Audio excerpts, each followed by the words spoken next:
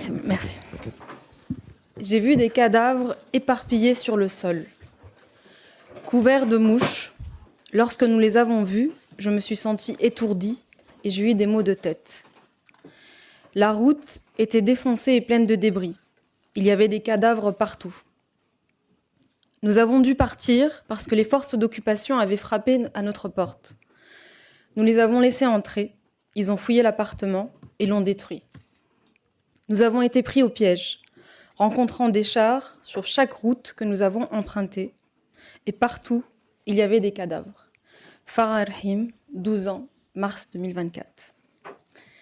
Sur cette terre, il y a ce qui mérite vie, clamait déjà le poète palestinien Mahmoud Darwish. 24 années plus tard, on entend toutes et tous parler de cette terre, la Palestine, à travers ses morts, ses cadavres qui jonchent le sol, ses blessés et ses rescapés du génocide. La première de toutes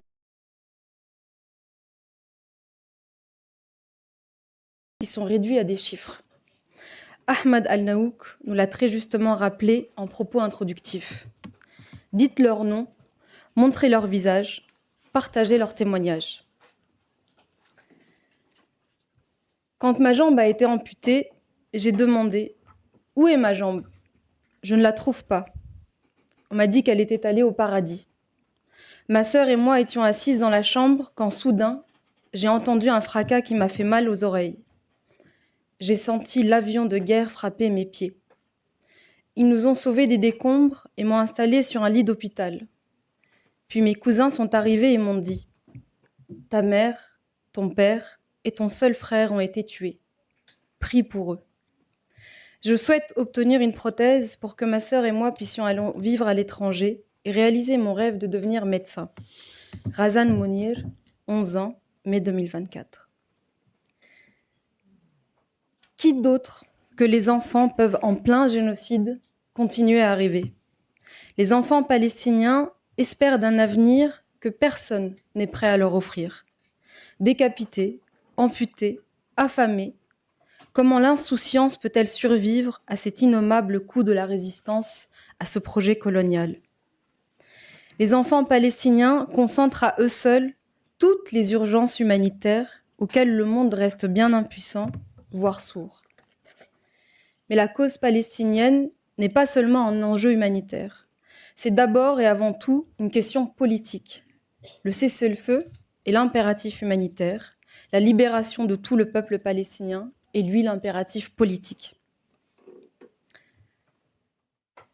Je regarde les visages et je vois que les gens ont vieilli.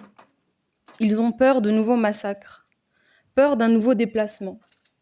Ils sont épuisés par les déplacements d'une ville à l'autre, d'une tente à une autre, pour échapper à cette machine de guerre qui ne fait aucune distinction entre un être humain, un bâtiment ou un arbre et qui détruit tout sur son passage. C'est une guerre de non-vie. Et si elle se termine, une nouvelle guerre commencera, car il n'y a plus de raison de vivre. Rami Abou Jamous, Rafah, avril 2024. L'entreprise génocidaire est une résultante d'une mécanique de déshumanisation des Palestiniens qui a commencé dès la fin du XIXe siècle. Cette déshumanisation est elle-même intrinsèque à toute doctrine et politique coloniale.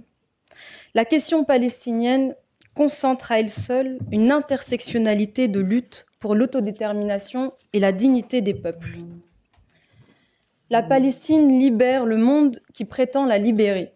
Cette quête de justice et de dignité passe par une prise de conscience individuelle et collective de l'histoire et des droits du peuple palestinien. Avant la bataille politique, il nous faut gagner la bataille du narratif. C'était l'ambition première de ce colloque. Dire l'histoire, réfléchir aux causes des injustices, se projeter sur les moyens de lutte qui s'offrent à chacun et chacune. Résister à la fabrique du consentement au génocide nécessite de tordre toutes les injonctions qui nous sont faites de nous taire. Il nous faut enfin briser le silence des lâches, combattre le négationnisme des complices, parce qu'à la fin, comme nous le rappelait Martin Luther King, nous nous souviendrons non pas des mots de nos ennemis, mais du silence de nos amis. Merci à toutes et à tous de votre présence et de vos contributions. Vive la Palestine libre!